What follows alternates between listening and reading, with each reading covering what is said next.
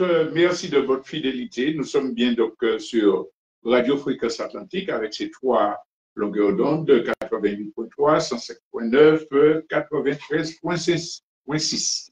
Et on peut évidemment suivre les émissions sur Internet. Merci Thierry. Donc, on va reprendre parce qu'apparemment, ça va, on peut continuer. Donc, comme chaque semaine, nous sommes ensemble pour commenter l'actualité nationale, internationale et faire un travail de déconstruction. Aujourd'hui, je vais m'arrêter sur deux questions. D'abord, l'instabilité politique régnant en France et les conséquences pour notre pays. Et deuxièmement, un coup de tonnerre qui s'est fait dans le Proche-Orient, puisque le régime, entre guillemets, syrien, comme l'appellent les Occidentaux, est tombé. Le président Bachir el-Assad s'est enfui et des terroristes sont arrivés à la tête du gouvernement syrien. Donc, ces deux thèmes-là vont nous permettre de faire des commentaires. Je commence tout de suite avec l'instabilité politique en France et les conséquences pour notre pays. Alors, coup de tonnerre depuis les années 60, où une seule fois dans l'histoire de la Cinquième République, un gouvernement avait été censuré, eh bien, on a une nouvelle édition puisque le gouvernement de M. Barnier, le Premier ministre, a été censuré. Ça veut dire quoi? Ça veut dire que le gouvernement a possibilité de faire passer une loi, une décision, en s'appuyant sur un article de la Constitution, le 49.3, on commence à s'habituer à son nom, et en disant, bon, voilà, cette loi-là, je la veux. Est-ce que vous me soutenez, oui ou non? Sans débat. Alors, si le gouvernement a une majorité, ça veut dire qu'il peut faire passer ce qu'il veut, et sous Macron, on peut dire que jamais auparavant, le 49.3 n'avait été autant utilisé. Mais cette fois-là, Barnier arrive avec un budget rejeté par la majorité des gens qui sont dans le Parlement et il entend passer son 49. Alors, quand il fait ça, en face, les partis d'opposition peuvent déposer ce qu'on appelle une motion de censure. Et donc, on va voter la confiance au gouvernement. Et là, le nouveau Front populaire, le Rassemblement national et quelques élus, disons, de la droite traditionnelle ont voté et ont rejeté la confiance à M. Barnier. Ce qui fait qu'il est obligé de rendre sa démission et le président doit nommer un autre Premier ministre pour former un nouveau gouvernement. Alors, on se souvient qu'après avoir perdu les élections législatives, Macron avait pris 2 mois et demi avant de désigner un nouveau Premier ministre en disant qu'il ne fallait pas gêner les Jeux olympiques, enfin, avec des prétextes tout à fait farfelus. Et puis, quand il a perdu ses élections et qu'en face, il y avait comme première force le nouveau Front populaire, la tradition de la République française voulait qu'il demande à ce parti-là de former le gouvernement, donc de proposer un Premier ministre. Mais au mépris de toutes les traditions républicaines, Macron nomme un individu qui vient présenter un budget réactionnaire, ultralibéral, que l'écrasante majorité des Français avaient rejeté en lui refusant la majorité au Parlement, à l'Assemblée nationale en tout cas. Et ce qui fait que, en minorité, ils ne peuvent faire passer aucune loi autrement que par le biais du 49.3. Mais évidemment, comme il n'a pas la majorité, motion de censure, on disait que c'est la deuxième fois dans l'histoire de la 5e République, son gouvernement est rejeté. Alors, c'est toujours à Macron, le régime présidentiel pseudo-démocratique français, fait que c'est toujours à ce monsieur qui est rejeté par la population que revient le privilège de nommer un nouveau Premier ministre. Il est bien embarrassé Parce que même dans son camp, il ne va pas trouver facilement quelqu'un de droite qui va venir prendre une nouvelle calotte comme Barnier. Et il ne veut pas donner à l'opposition l'opportunité de faire appliquer son programme. On ne sait pas ce qu'il va faire, n'empêche qu'on est rentré dans une période de grande instabilité. Première remarque que je veux faire, c'est que cette instabilité en France entraîne logiquement une paralysie des politiques dans les colonies, dans ce qu'ils appellent nos outre-mer. Ça veut dire que toutes les décisions qui pourraient être prises pour régler les problèmes, eh bien, nous sommes soumis au bon vouloir de Macron et du pouvoir colonial. Par exemple, après les événements qu'il y a eu concernant le rejet de la vie chère, il y a des accords d'intention qui avaient été signés entre les élus locaux, une représentation de la grande distribution et l'État français, qui prétendait qu'à partir du 1er janvier, quelques prix alimentaires allaient baisser. Bon, voilà. Eh bien non, ce n'est plus possible. C'est fini. On n'en parle plus. On attend qu'un nouveau gouvernement veuille bien relancer des négociations. Il en est de même pour les autres pays colonisés, puisque les fonds qui sont alloués à la Kanaki, à la Nouvelle-Polynésie, tout ça, c'est bloqué. Et on se demande même si, en janvier, le gouvernement local de Nouvelle-Calédonie pourra payer des fonctionnaires, les dépenses publiques, etc.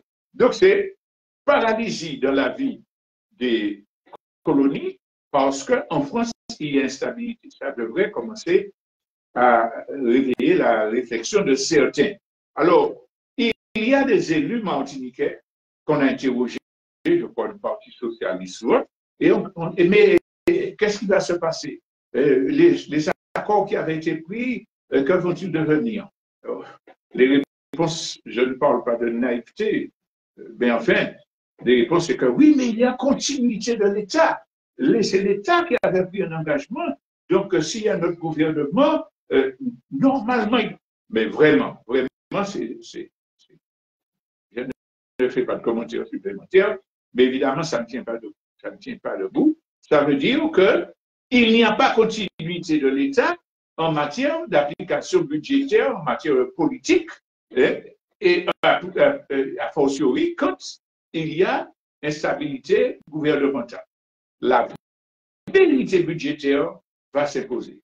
Ça veut dire que, en attendant que le nouveau gouvernement puisse avoir une majorité sur un budget de remplacement, ce qui est tout à fait improbable, puisque les rapports de force n'ont pas changé au sein de l'Assemblée nationale, eh bien, on va prendre une loi spéciale qui permet de transposer le budget de 2024 à 2025.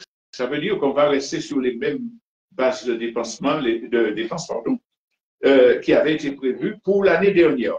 Mais évidemment, vous voyez bien que ça ne peut pas faire de politique et qu'il n'y a aucun moyen de changer le budget qui sera ainsi mis en œuvre pour tenir compte des difficultés, des engagements qui ont été pris et qui étaient envisageables par l'accord signé après les mouvements de la Vichy. Alors, la fameuse loi spéciale annoncée par Macron ne peut pas concerner des nouvelles dépenses et concernant ces outre-mer. Ce sera une continuation de la politique précédente dont on a déjà vu les effets. Alors, je veux déjà insister sur ce fait-là. Les économistes, les politiciens, les gens qui prétendent évacuer tout ce que les précédents ont fait en matière de lutte contre le gouvernement, et puis dire, voilà, nous sommes arrivés, tout sera réglé. Vous voyez bien que tout cela, c'est balayé par la réalité. Et il n'y a aucune sorte de possibilité qu'un seul problème martiniquais dans aucun domaine que ce soit ne soit réglé du fait de cette instabilité cette instabilité et politique en France, qui va s'aggraver. Comprenons que nous sommes dépendants de la France et que la France plonge, se délite, se désagrège. Rien ne pourra arrêter cela. C'est ça qu'il faut qu'on comprenne. Donc, n'espérons pas, si on mettait un meilleur ministre, si on change de préfet, etc. Ce n'est pas vrai. La seule réalité, c'est que la France plonge, qu'elle continuera à plonger plus fond et que nous sommes dépendants, que nous ne pouvons prendre aucune décision sans les maîtres colonialistes dans l'état actuel. Pourquoi va-t-elle continuer à plonger? Alors, déjà, la crise économique, ce qui a fait la difficulté de trouver un consensus sur le budget français, c'est qu'il y a un déficit public astronomique et il n'y a aucun moyen de combler ce déficit-là. Donc la droite réactionnaire disait, bon, eh bien, on va intensifier la politique libérale, on va rogner les retraites, on va licencier par-ci, on va faire cela. Donc peut-être qu'on pourra baisser le déficit et puis la France va tenir. Mais ce n'est pas possible. Ils n'auront pas de majorité qui va accepter aujourd'hui de continuer à appliquer la politique ultralibérale. Donc, au point de vue du déficit et au point de vue budgétaire, la France ne va pas sortir, elle va couler. C'est clair. Il n'y a pas un seul économiste au monde qui pourrait dire « Ah, il y a peut-être une chance ». Ce n'est pas vrai. On note cela. La deuxième chose, vous avez entendu parler des luttes menées par les agriculteurs concernant le Mercosur. Ils vous disent que avec l'entrée de l'Europe, donc de la France, dans le marché commun du Sud, le Mercosur, notre agriculture sera éliminée. Ils ont raison. Or, l'agriculture française, c'était un pilier de sa force économique. Au point de vue industriel, ils sont déjà balayés, écrasés, etc. La désindustrialisation était déjà en marche, vraiment vers la vie. Donc, c'est l'agriculture qui est impliquée avec l'exportation de produits, camembert, ceci, cela, les céréales, les flocons. C'était ça qui faisait l'un des pieds de l'agriculture française. Rappelons-nous que le marché commun européen, la CEE, eh bien, les dépenses principales qui étaient affectées à la France concernaient la PAC, politique agricole commune. Donc, quand les agriculteurs voient que l'Europe rentre le Mercosur et qu'ils dénoncent les difficultés qu'ils auront, parce que des produits moins chers, dits de moins qualité, des viandes hormones, tout ça vont entrer. C'est la réalité. Ils vont continuer à disparaître. Mais ce qu'ils oublient, c'est que la France, qui fait partie de l'Union européenne, eh bien, développe une politique sur la base de l'intérêt des multinationales. La Commission européenne, les pays européens, c'est les multinationales qui défendent. Et ils ont intérêt à signer un accord avec le Mercosur parce que les ultra-riches français, états-uniens et d'Amérique du Sud, d'Amérique centrale, ont intérêt à libéraliser le marché, quitte à tuer tout ce qu'il y a autour pour que les plus riches deviennent plus riches. Ils vont tirer leur beurre de l'affaire. Donc, ils vont signer des accords entre l'Europe et le Mercosur, même si les agriculteurs français prennent du plomb. C'est pour ça que la présidente de la Commission européenne, Ursula von der Leyen, a déjà dit oui, j'ai signé, non, oui, il n'y a pas de problème. La France fait son cinéma, oui, on ne va pas accepter, c'est pas fini, etc. Mais ce sera signé et puis c'est tout. Et puis les agriculteurs français vont disparaître. Donc l'agriculture française va avoir des contre-coups et l'économie française va plonger encore davantage. On a parlé des questions financières. Et puis il y a une troisième réalité aussi, c'est que la France, dans le conflit militaire global qui se prépare, s'est mis à genoux devant les États-Unis, qui s'appliquent. Les États-Unis commandent, la France obéit. Les États-Unis disent boycotter le gaz russe. Autrement, je vais prendre des sanctions. Boycotter. Eh bien, Macron dit oui, monsieur, on boycotte le gaz russe. Mais en boycottant le gaz russe, ils achètent du gaz de schiste états-unien beaucoup plus cher. Et puis, ils ne peuvent pas répondre à la demande. Excusez-moi, la fatigue fait que je fais de plus en plus de chaos, mais enfin, j'essaierai de maîtriser ça. Donc, le changement climatique qui fait que les tempêtes climatiques, le froid s'accélère, viennent révéler l'insuffisance, l'incapacité du gouvernement français à porter réponse à ce problème-là. C'est parce que la France s'est mise à genoux devant les Américains pour le projet de guerre mondiale.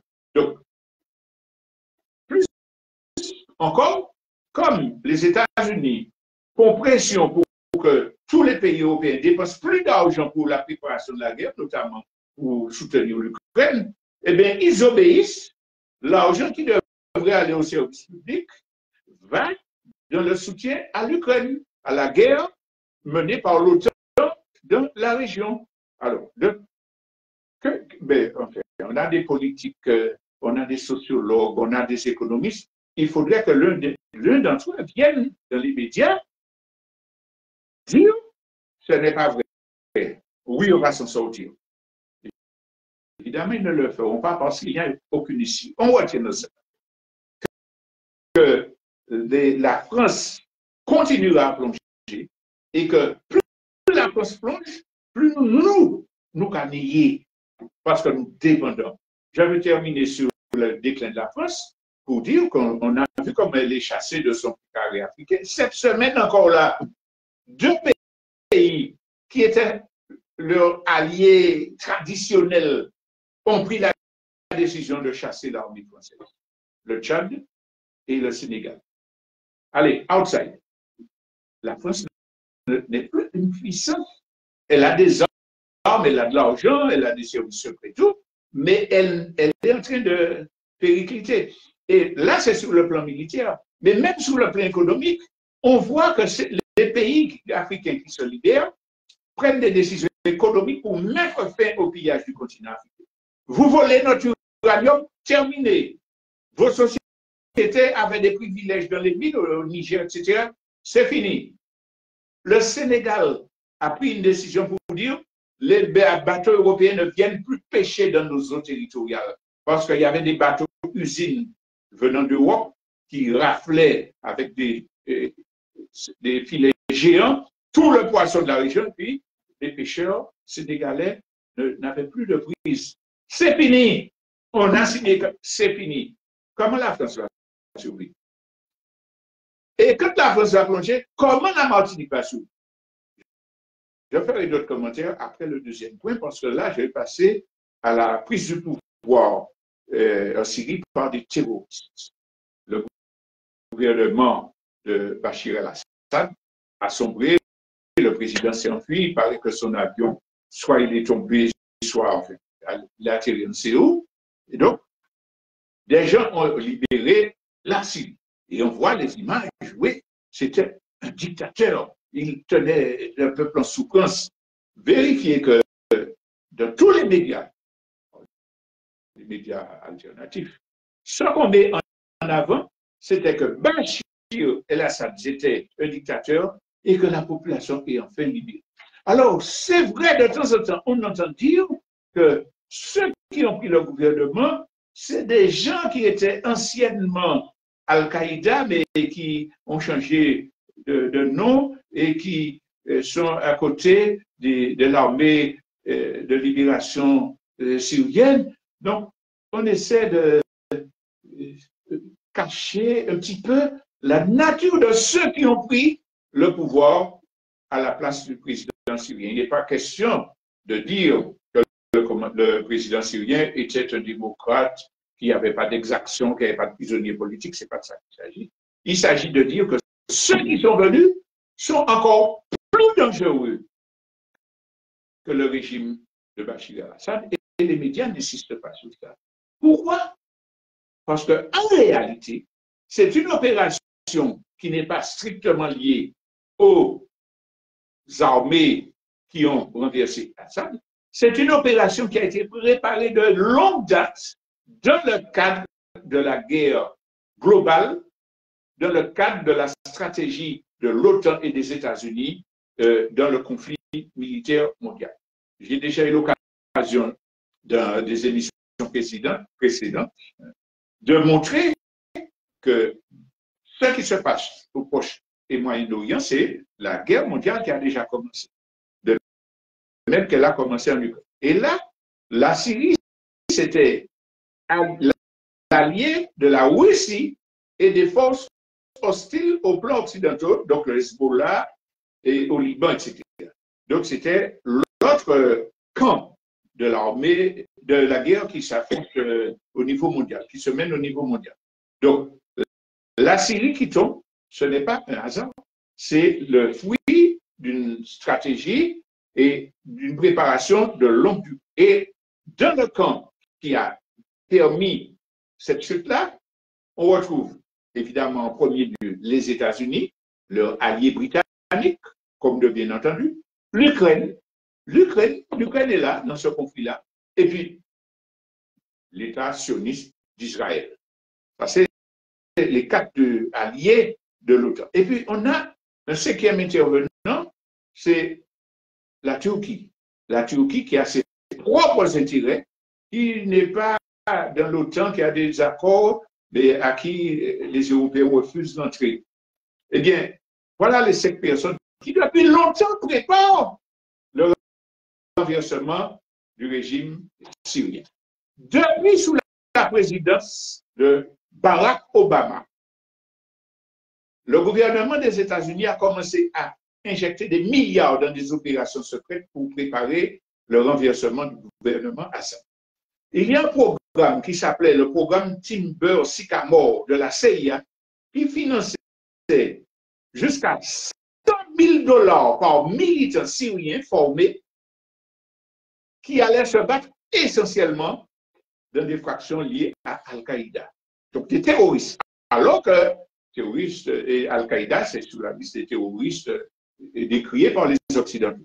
La CIA acheminait des milliards. On a évalué ça à $100 000 par militant syrien formé qu'on allait envoyer sur le terrain. Sous le Obama. Je crois qu'il peut faire une pause, mais on fait bref.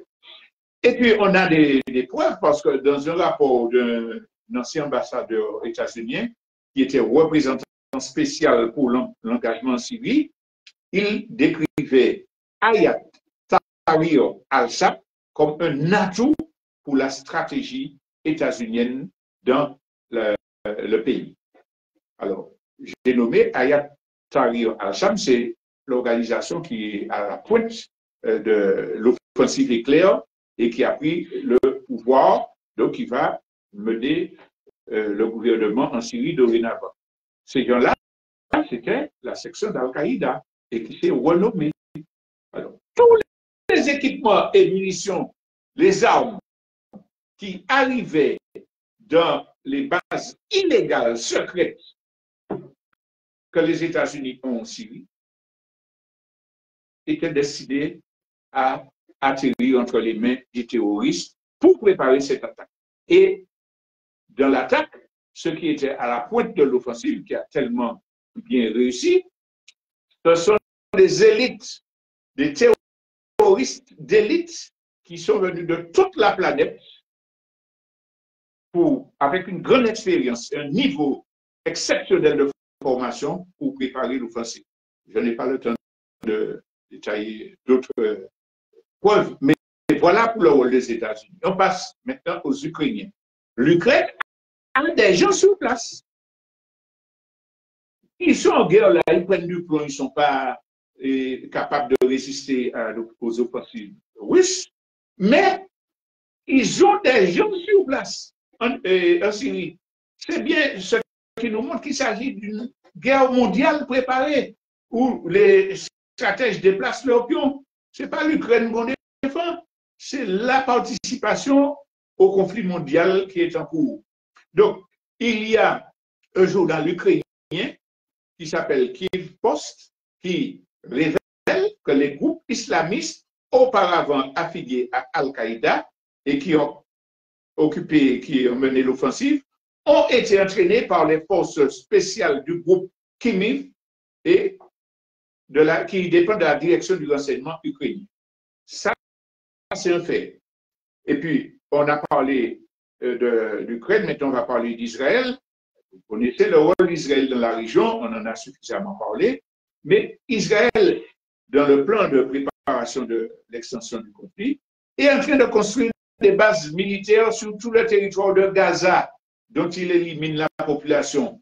Et il est en train de se réapproprier le reste de la Cisjordanie avec ses colons, ses milices de colons, pour effacer définitivement l'État de Palestine de la carte du monde. Et puis, il ne faut pas oublier que Israël occupe illégalement une partie du territoire syrien, le plateau de Golan.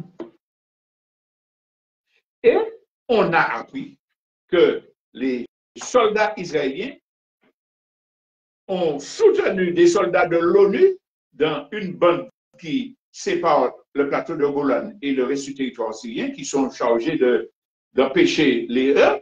Eh bien, ils se sont alliés avec les soldats de l'ONU pour résister à ceux des rebelles qui voulaient récupérer cette partie du territoire. L'ONU, je dis bien, les soldats de l'ONU, est allié aux militaires israéliens pour dire non, non, là, c'est à nous, pas bien. Et on assiste là à une répartition de rôle. Alors, j'ai parlé de la Turquie, je vais finir avec les intervenants. La Turquie, qu'est-ce qu'elle a à voir dans ça? La Turquie intervient en Syrie, elle a des troupes. Le prétexte pris par la Syrie, c'est que, par la Turquie, pardon, c'est qu'il y a des Kurdes qui sont dans toute une région syrienne et que de là, il faut des opérations contre la Turquie. Parce que la Turquie là, occupe toute une région peuplée de Kurdes. Il y a des Kurdes qui vivent en Irak, il y en a qui vivent en Turquie et il y en a qui vivent en Syrie. Et la Turquie veut balayer toutes les organisations de résistance kurde pour refaire l'Empire ottoman, entre guillemets, pour récupérer toute cette zone-là.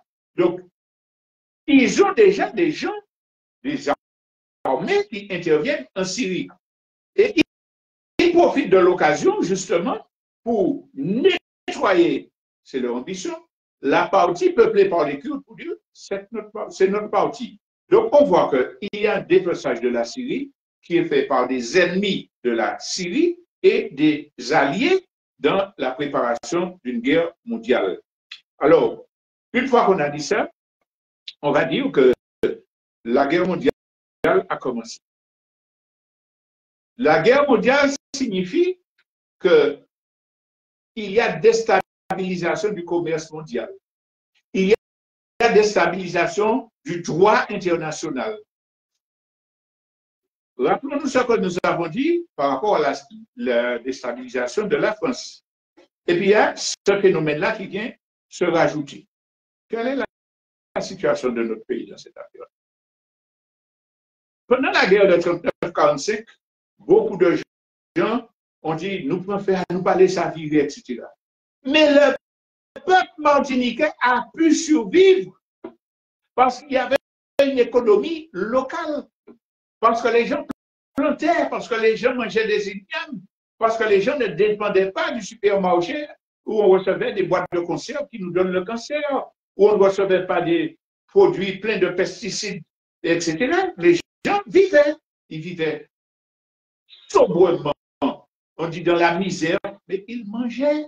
Ce qui a fait qu'ils ont souffert sous l'amiral Robert, c'est parce que l'amiral Robert, qui était un représentant du régime de Vichy, réquisitionnait la production locale,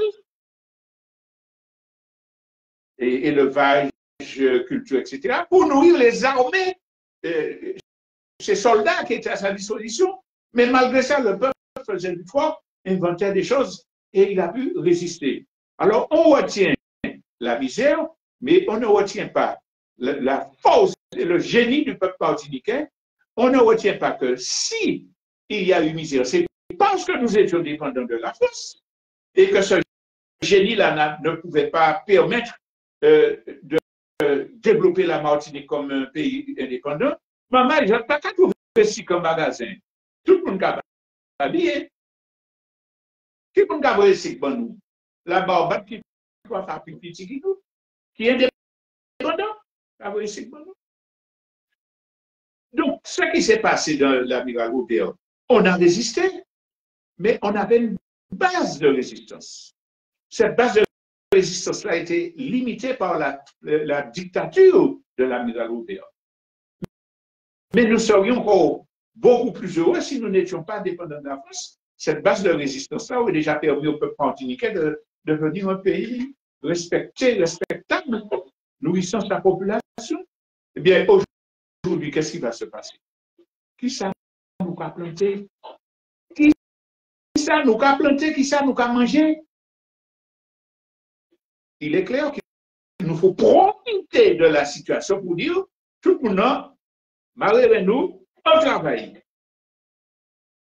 Quel que soit ce que dit le gouvernement français, vous-même vous allez chercher le gouvernement d'autre. Mais nous, Martiniquais, syndicats martiniquais, coopératives martiniquaises, jeunes entrepreneurs martiniquais, élus martiniquais conséquents, nous, nous semblait pour dire, bon, qui ça a fait, qui ça manque à faire, côté nous a fait, qui manière nous a marronné pour préparer la libération nationale, nous. C'est le moment.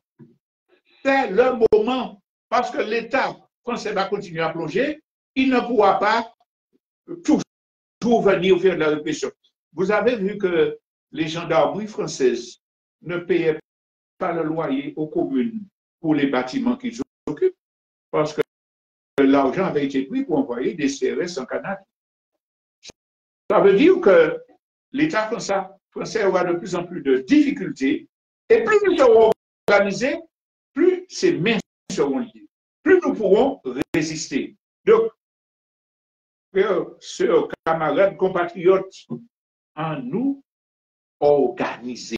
Et c'est là qu'il nous faut comprendre que les mythes qui sont développés aujourd'hui servent le colonialisme français.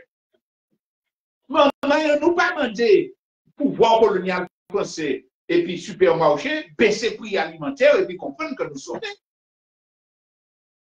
C'est une revendication assimilationniste qui n'a aucune chance d'être satisfaite et qui renforce la dépendance. Penser cela, c'est mal pensé. Alors, on peut dire que des gens pensent mal et puis ils font des erreurs. Mais si nous expliquons ça et puis qu'on s'entête, ça veut dire qu'on a un autre projet derrière la tête. Venir dire qu'on va changer le préfet et puis ça ira mieux parce que celui-là ira, ce n'est pas vrai. Tout préfet qui va venir ici va appliquer la politique française, va obliger à respecter les lois imposées par la France et qui détruisent d'autres pays. Rappelez-vous que le préfet d'avant, Stanislas Cazel, avait cassé un arrêté municipal qui défendait de semer des pesticides trop près des lieux habités. C'est ça. Même s'il grille bon, c'est le pouvoir colonial qui a défendu. Alors, au lieu de dire, bon, monsieur, donne-nous quelqu'un qui sera plus gentil pour comprendre le bâton, il faut dire qui ça nous a fait pour organiser comme nous. Les gens qui viennent dire que c'est les élus qui sont là, qui sont responsables de toute la misère, de toute la méchanceté. Donc, oui, nous avons dénoncé, c'est à cause de yo, c'est et puis qui viennent dire, bon, il faut que nous tirions là pour nous prendre place là, préparer le carte électorale. Ce sont des gens qui ne font pas de portée de réponse au problème martiniquais. C'est un leurre. C'est des gens, soit qui se trompent, soit qui nous trompent. Et l'autre aspect fondamental, on a parlé d'organisation. Des gens qui disent, c'est pas procuration qu'il nous faut lutter, ni des moments qui sont solides. Donc, nous avons au ballon, nous avons marché derrière eux, nous avons défendu eux, et puis nous avons défendu nous. Dans quel pays du monde ça existe, Marie? Un pouvoir colonial qui voit des gens supporter 2 ou 3 personnes, va céder et va donner des revendications. Non. Il va couper la tête. Il va piéger. Dans d'autres pays, on a vu qu'il assassine le dirigeant. Et puis, tout comme bon barrique là. Comment nous, qui avons ces problèmes-là, pouvons croire que c'est le moyen de régler les problèmes de vie chère, de lutte, etc. Je vous ai parlé de Bachir el-Assad. Vous avez un pays, il y a l'armée, il y a l'argent, il y a allié russe, il y a allié Hezbollah. Je ne vais pas mettre ça de côté aujourd'hui. Parce que les impérialistes, États-Unis, Europe, disent non, c'est l'ennemi de notre capitalisme, c'est l'ennemi de notre domination coloniale. Nous continuons puis ça. Et ils ont fait 100 000 $ par terroriste formé. Il n'y a pas dit l'argent pour retraite, hein? Il n'y a pas dit l'argent pour l'hôpital. Mais la CIA a trouvé 100 000 $ par monde pour former. Pour aller. Et puis nous, qui, dans les États-Unis, qui dernière souche d'espoir que la France n'y ait pouvoir, puissance, il y a dit non, bon, ouais, Michel bien parlé, Michel courageux, et puis peuple là derrière. Eh bien, nous, quand dit, il y a dit boisé, le colonial, mais enfin, étudions l'histoire des répressions coloniales. Alors, quand nous disons ça, ce n'est pas pour culpabiliser ceux qui le croient, puisque nous avons été formatés, il y a un travail de propagande, on fait de la désinformation. Donc, des gens peuvent se tromper, mais se tromper, il y a une petite phrase latine là, errare humanum est persévérer diabolicum. Quand nous sommes petits, nous ne pas dire ça. L'erreur est humaine. Persévérer, c'est diabolique. Si nous comprenons ça, si nous entendons cette explication, et puis nous disons, ça fait quoi, c'est comme ça qu'on va continuer, on va critiquer ça qui n'est pas d'accord, et puis, comme ça là, la personne est libre de faire son choix. On ne peut pas critiquer, quelles que soient les formes de résistance, de rébellion, nous nous interdisons de critiquer ça, parce que les gens nous marrent, si nous nous sentons comme ça et qu'agoumé, qui t'a fait expérience. Mais nous n'y doit dire, nous n'y doit dire, c'est la même qui concerne maman. Voilà la réalité. Si persévérer, c'est choix. Mais si mais tout le monde, tout ça, ça vrai. Ça veut dire qu'il y a un même peuple. Si vraiment il est libéré, peuple là, il est bon pour manger. Il a dit, maman, ça veut tout le monde. Il faut que nous organisions. Il faut que nous respections ça qui a lutté. Il faut que nous luttions contre les divisions, même si nous ne sommes pas d'accord avec le monde. Il faut que nous disions manière pour y dire bon, ok, faites-toi moi, faites-toi moi, mais pour ne pas développer des divisions en pays nous. Alors, nous ni nous qui ne peut pas trouver un travail. Nous ni salaire nous qui ne peut pas permettre de nous vivre. Nous ni l'école, l'hôpital, il y a des quartiers. Nous ni gros suprémacistes, racistes, qui prend pays, nous en emmène. Nous pas ouais que si nous pas organisés, nous que disparaître. Nous pas besoin de faire du travail. À nos familles nous-mêmes, à nous suspendre les dégâts. Hier, nous avons dans une réunion, puis les moments collectifs au Nicolas. Nous avons prendre l'exemple des gens qui ont fait procéder, dépenser l'argent pour un petit chimé qui passait par là, un petit pont qui dépassait de 50 cm. Il y a un avocat pendant 4 ans, ils ont utilisé l'argent parce que voisins ou même famille travaillent. Et puis, nous ne pouvons pas rentrer encore gouvernement français pour empoisonnement chlordécone, pour exiger que ce n'est pas la France qui est gentille, mais exiger que la communauté internationale obligée La France, bah, chaque monde qui poisonné, ça est de droit. Et puis soigne. C'est ça la loi internationale. Donc, si nous organisons pour défendre le droit nous, au point de la santé, si nous organisons famille, nous, pour ne pas déchirer comme nous l'idée de solidarité, si nous commençons à planter, nous avons commencé. Si nous renforçons ça fait planter jardin, rimes gazier, etc.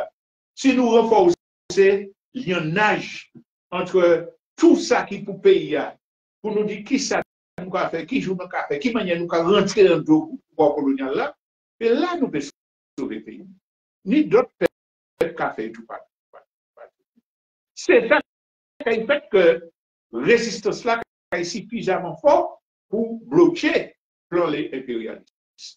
Alors, à partir des deux exemples que j'ai donnés, les conséquences de l'instabilité en France, la certitude que la Deuxième Guerre mondiale rentre dans une phase plus importante, nous devons tirer la conclusion, je vous m'avais pas dit, qui ça nous a fait organiser comme nous, pour former comme nous, pour tirer propagande, nous mettre en tête nous a fait, nous fait bêtises, qu'a fait nous croire et l'illusion du rêve de ceci, pour nous aller, nous sauver le pays. Merci de votre attention. On se retrouve la semaine prochaine pour une nouvelle édition. Alors, on va quand même écouter d'autres.